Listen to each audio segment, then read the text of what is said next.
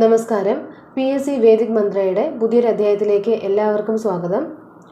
10th level preliminary രണ്ടാം ഘട്ട പരീക്ഷയിൽ കെമിസ്ട്രിയിൽ നിന്ന് ചോദിക്കാൻ സാധ്യതയുള്ള ചോദ്യങ്ങളും അതിൻ്റെ അനുബന്ധ വിവരങ്ങളുമാണ് ഈ വീഡിയോയിലൂടെ ഡിസ്കസ് ചെയ്യാൻ പോകുന്നത്.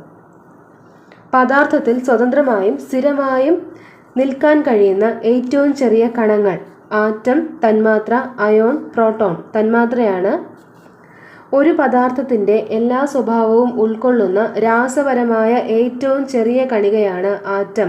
ഒരു പദാർത്ഥത്തിൻ്റെ എല്ലാ സ്വഭാവവും ഉൾക്കൊള്ളുന്ന രാസപരമായ ഏറ്റവും ചെറിയ കണികയാണ് ആറ്റം. ആറ്റം എന്ന വാക്കുണ്ടായത് ആറ്റമോസ് എന്ന ഗ്രീക്ക് പദത്തിൽ നിന്നാണ്. വിഭജിക്കാൻ കഴിയാത്തത് എന്നാണ് ആറ്റം എന്ന വാക്കിൻ്റെ അർത്ഥം. ആറ്റം എന്ന പദം ആദ്യമായി നിർദ്ദേശിച്ചത് ഓസ്റ്റ്വാൾട്ടാണ്. ആദ്യമായി ഉപയോഗിച്ചത് ജോൺ ഡാൾട്ടൺ ആണ്. അറ്റോമിക സിദ്ധാന്തം ആവിഷ്കരിച്ച ശാസ്ത്രജ്ഞനാണ് ജോൺ ഡാൾട്ടൺ. അറ്റോമിക സിദ്ധാന്തം ജോൺ ഡാൾട്ടൺ. ഓരോ മൂലക ആറ്റത്തിനും നിശ്ചിത മാസ് ഉണ്ടെന്ന് സ്ഥാപിച്ച സിദ്ധാന്തമാണ് അറ്റോമിക സിദ്ധാന്തം. ഓരോ മൂലക ആറ്റത്തിനും നിശ്ചിത മാസ് ഉണ്ടെന്ന് സ്ഥാപിച്ച സിദ്ധാന്തമാണ് അറ്റോമിക സിദ്ധാന്തം. പരമാണു സിദ്ധാന്തം അവതരിപ്പിച്ച ആദ്യ ഭാരതീയ ഋഷിവര്യനാണ് കണാദൻ. രണ്ടാമത്തെ ചോദ്യം, നീൽസ് ബോറുമായി ബന്ധപ്പെട്ടവയിൽ ശരിയായവ തിരഞ്ഞെടുക്കുക. പദാർത്ഥങ്ങൾ അവിഭാജ്യ കണങ്ങളാൽ നിർമ്മിതമാണ് എന്ന ആശയം മുന്നോട്ട് വച്ചു. നീൽസ് ബോർ അല്ല, തെറ്റാണ്. ആധുനിക ആറ്റം മാതൃക അവതരിപ്പിച്ചത് നീൽസ് ബോർ ആണ്, അത് ശരിയാണ്. ഗോൾഡ് ഫോയിൽ പരീക്ഷണത്തിലൂടെ ആറ്റത്തിൻ്റെ മാതൃക തയ്യാറാക്കിയത് നീൽസ് ബോർ അല്ല, അത് ഏണസ്റ്റ് റൂദർഫോർഡ് ആണ്, അത് തെറ്റാണ്. ആറ്റത്തിന് ചുറ്റും ഇലക്ട്രോണുകൾ പ്രദക്ഷിണം ചെയ്യുന്നത് നിശ്ചിത ഓർബിറ്റുകളിലാണ് എന്ന് കണ്ടെത്തിയത് നീൽസ് ബോർ ആണ്, ശരിയാണ്. പദാർത്ഥങ്ങൾ അവിഭാജ്യ കണങ്ങളാൽ നിർമ്മിതമാണ് എന്ന ആശയം മുന്നോട്ട് വച്ച തത്വചിന്തകനാണ് ലൂക്രീഷ്യസ്. റൂദർഫോർഡിൻ്റെ ആറ്റം മാതൃകയുടെ ന്യൂനതകൾ പരിഹരിച്ചുകൊണ്ട് ആറ്റം മാതൃക ആദ്യമായി അവതരിപ്പിച്ചത് നീൽസ് ബോർ ആണ്. ആധുനിക ആറ്റം മാതൃക അവതരിപ്പിച്ചതും നീൽസ് ബോർ ആണ്. ബോറിൻ്റെ ആറ്റം മാതൃകയിലെ പ്രധാനപ്പെട്ട ആശയങ്ങൾ ഏതൊക്കെയാണ്? ആറ്റത്തിന് ചുറ്റും ഇലക്ട്രോണുകൾ പ്രദക്ഷിണം ചെയ്യുന്നത് നിശ്ചിത ഓർബിറ്റുകളിലാണ്. ഓരോ ഷെല്ലിലെയും ഇലക്ട്രോണുകൾക്ക് ഒരു നിശ്ചിത ഊർജമുണ്ട്. അതിനാൽ ഷെല്ലുകളെ ഊർജ നിലകൾ എന്ന് വിളിക്കാം. ന്യൂക്ലിയസിൽ നിന്ന് അകലും തോറും ഷെല്ലുകളുടെ ഊർജം കൂടുന്നു.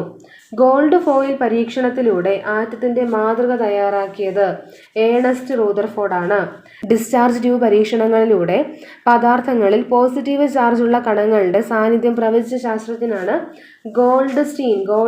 പോസിറ്റീവ് ചാർജ് ഗോൾഡ്സ്റ്റീൻ ആണ്. അതുപോലെ നെഗറ്റീവ് ചാർജ് കണ്ടെത്തിയത് ജെ തോംസൺ ആണ്.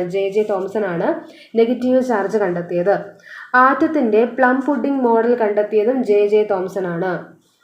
താഴെ കൊടുത്തിരിക്കുന്ന പ്രസ്താവനകളിൽ നിന്ന് ഇലക്ട്രോണിനെ സംബന്ധിച്ച് തെറ്റായവ തിരഞ്ഞെടുക്കുക.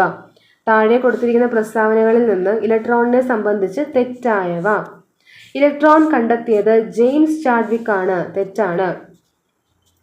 ഇലക്ട്രോൺ ചാർജിന്റെ മൂല്യം കണ്ടുപിടിച്ച ശാസ്ത്രജ്ഞനാണ് മില്ലിഗൻ, ശരിയാണ്.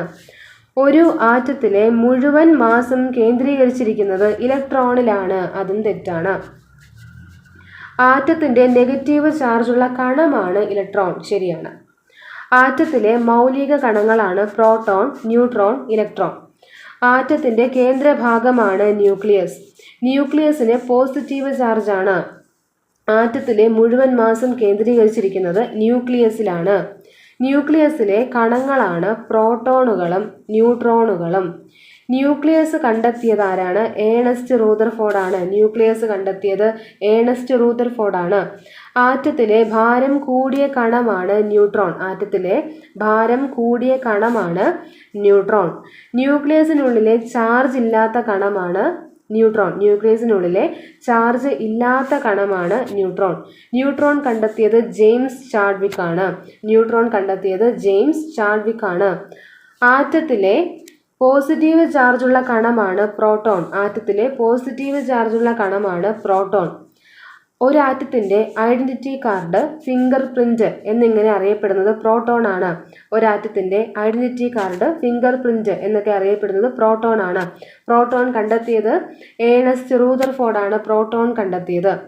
ആറ്റത്തിലെ ഏറ്റവും ഭാരം കുറഞ്ഞ കണമാണ് ഇലക്ട്രോൺ. ഏറ്റവും ഭാരം കുറഞ്ഞതാണ് ഇലക്ട്രോൺ. ആറ്റത്തിലെ നെഗറ്റീവ് ചാർജുള്ള കണമാണ് ഇലക്ട്രോൺ. ഒരു നിശ്ചിത പാതയിലൂടെ ന്യൂക്ലിയസിനെ ചുറ്റി സഞ്ചരിക്കുന്ന ആറ്റത്തിലെ കണം ആണ് ഇലക്ട്രോൺ. ഒരു നിശ്ചിത പാതയിലൂടെ ന്യൂക്ലിയസിനെ ചുറ്റി സഞ്ചരിക്കുന്ന ആറ്റത്തിലെ കണമാണ് ഇലക്ട്രോൺ. ഇലക്ട്രോൺ ചാർജിന്റെ മൂല്യം കണ്ടുപിടിച്ച ശാസ്ത്രജ്ഞനാണ് മില്ലിഗൻ. ഇലക്ട്രോൺ ചാർജിന്റെ മൂല്യം കണ്ടെത്തിയ ശാസ്ത്രജ്ഞനാണ് മില്ലിഗൻ. ഇലക്ട്രോൺ എന്ന പേര് നൽകിയത് ജോൺ സ്റ്റോൺ സ്റ്റോണിയാണ്. ഇലക്ട്രോൺ എന്ന പേര് നൽകിയത് ജോൺ സ്റ്റോൺ സ്റ്റോണിയാണ്. ഇലക്ട്രോൺ കണ്ടെത്തിയത് ജെ തോംസൺ ആണ്. ഇലക്ട്രോൺ കണ്ടെത്തിയത് ജെ തോംസൺ. ഒരാറ്റത്തിലെ പ്രോട്ടോണുകളുടെയും ഇലക്ട്രോണുകളുടെയും എണ്ണം തുല്യമാണ്. അടുത്ത ചോദ്യം, R എന്നത് ഒരു മൂലകത്തെ സൂചിപ്പിക്കുന്നു. ഈ മൂലകത്തിൻ്റെ അറ്റോമിക നമ്പർ 17, മാസ് നമ്പർ 35 ഇതിൻ്റെ ആറ്റത്തിലുള്ള ന്യൂട്രോണുകളുടെ എണ്ണം എത്രയാണ്? ന്യൂട്രോണുകളുടെ എണ്ണം കണ്ടുപിടിക്കാൻ മാസ് നമ്പറിൽ നിന്ന് അറ്റോമിക നമ്പർ മൈനസ് ചെയ്യാം. 18 ന്യൂട്രോണുകളുടെ എണ്ണം. 35 നിന്ന് 17 മൈനസ് ചെയ്യുമ്പോൾ 18 ഉത്തരമായിട്ട് കിട്ടും. ന്യൂട്രോണുകളുടെ എണ്ണം എത്രയാണ്? 18. ഒരാറ്റത്തിലെ പ്രോട്ടോണുകളുടെ എണ്ണം അല്ലെങ്കിൽ ഇലക്ട്രോണുകളുടെ എണ്ണമാണ് അറ്റോമിക നമ്പർ. പ്രോട്ടോണുകളുടെ അല്ലെങ്കിൽ ഇലക്ട്രോണുകളുടെ എണ്ണമാണ് atomic number. Atomic number Z കൊണ്ടാണ് ഡിനോട്ട് ചെയ്യുന്നത്. ഒരാറ്റത്തിലെ പ്രോട്ടോണുകളുടെയും ന്യൂട്രോണുകളുടെയും ആകെ തുകയാണ് മാസ് നമ്പർ.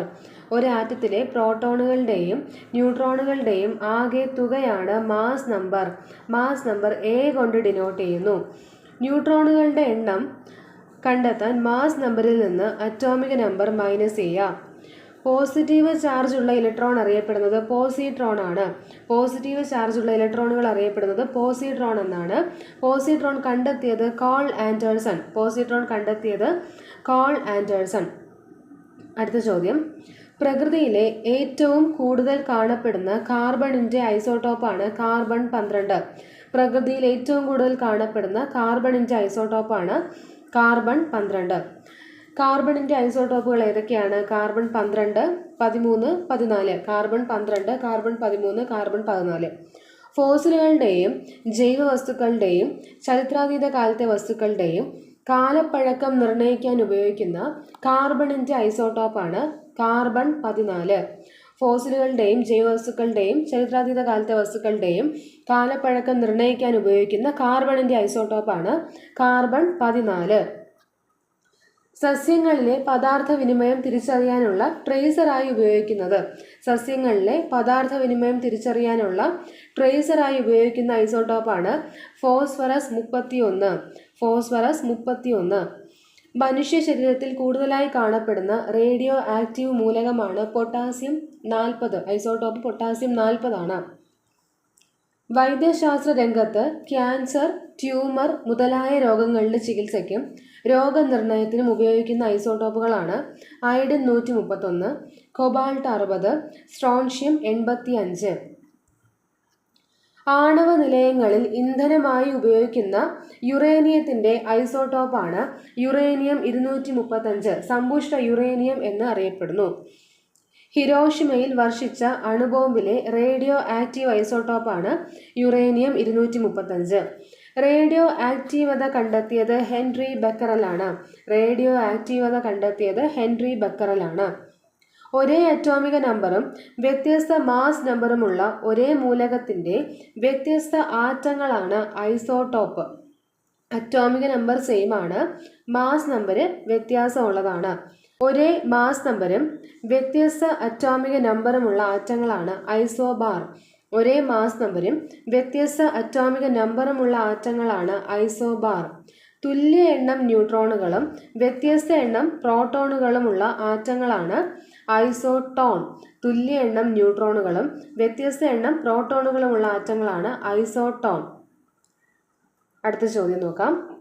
ശരിയായ രീതിയിൽ ക്രമീകരിക്കാനാണ്. സർ ഹംഫ്രി ഡേവി ശരിയായത് പദാർത്ഥങ്ങളിലെ വൈദ്യുത ചാർജിൻ്റെ സാന്നിധ്യം.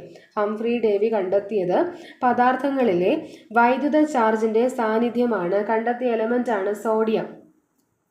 മൈക്കൽ ഫാരഡെ വൈദ്യുതിയുടെ പിതാവാണ്. മൈക്കൽ ഫാരഡെ വൈദ്യുത വിശ്ലേഷണ നിയമം കണ്ടെത്തിയത് മൈക്കൽ ഫാരഡെയാണ്. Rutherford gold